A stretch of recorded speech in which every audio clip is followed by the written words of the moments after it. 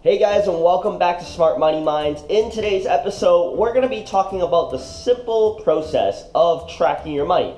It's one of the most important things and most essential skills that you could probably have and do on a daily basis. And if you can track your money, then that means you can build a budget, you can figure out your finances pretty easily from there.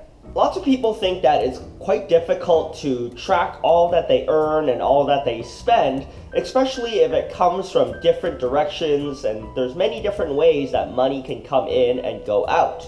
But if you stick to funneling all of your expenses and income reports into a couple of systems, then it becomes super easy. The first thing we need to track is our daily expenses. To do so, we need to start off with a spreadsheet. Whether that's written down on a piece of paper or you want to have that on an Excel spreadsheet, you have one column that says dates, one column that says expenses, and one column that says income. So the first thing that we need to track are our physical transactions. Those are the things that we go out and we pay for food, we pay for groceries, etc. So how do you track those is quite easily. You just collect the receipts that you get from the grocery store. Or if they don't give out receipts, just have a quick and easy budget app that is available on your phone. I use one called Spending Tracker. So for anything I don't get a receipt for, I just put that amount on my phone immediately. So this tracks income as well. So if I return bottles or I find money on the ground, like $5, then you can also put that into your app as well. So this spending app is pretty straightforward. Once you click in, it'll give you the balance of income and expense. And then let's say I have an expense to add. So I just press expense here. I type in, let's say I have a $15 dinner.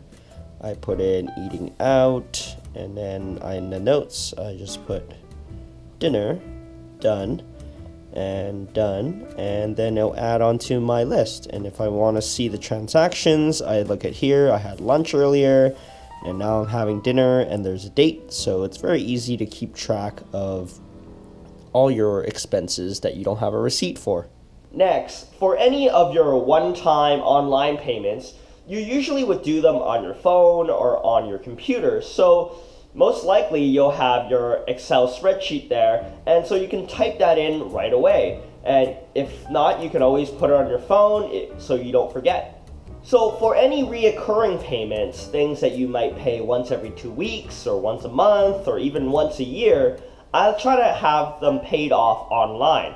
And for my online statements and my credit cards, I usually check them once a week, just to make sure that there's no fraud activities and just to make sure that the bills go through properly.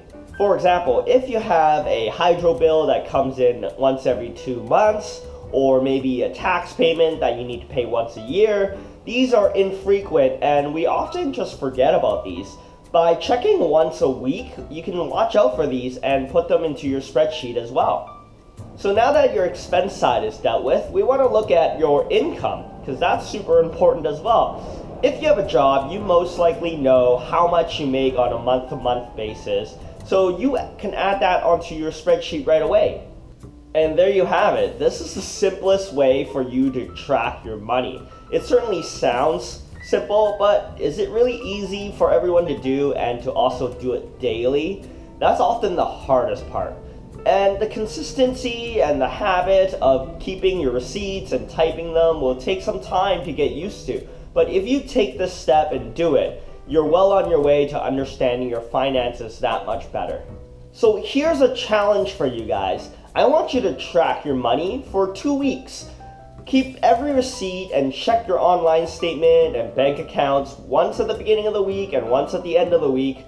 Log everything down on the weekend. You don't have to do it every day. Just collect everything, put it all on the weekend. And assuming that you have a job and you get paid once in these 2 weeks, then you'll know your approximate income and your expense for your 2 weeks. Are you overspending your paycheck, or are you living within your means?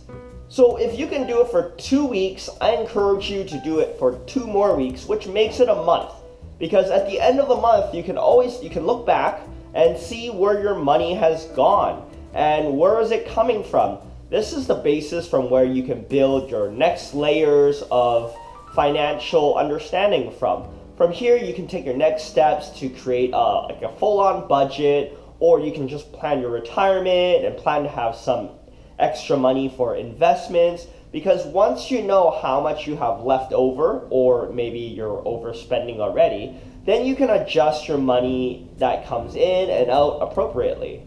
So what other programs or ways do you have to track your money? Are you tracking your money right now? Leave a comment below and let me know. And if you enjoyed this video, make sure you hit that like button and that subscribe button, and then we'll see you guys next time.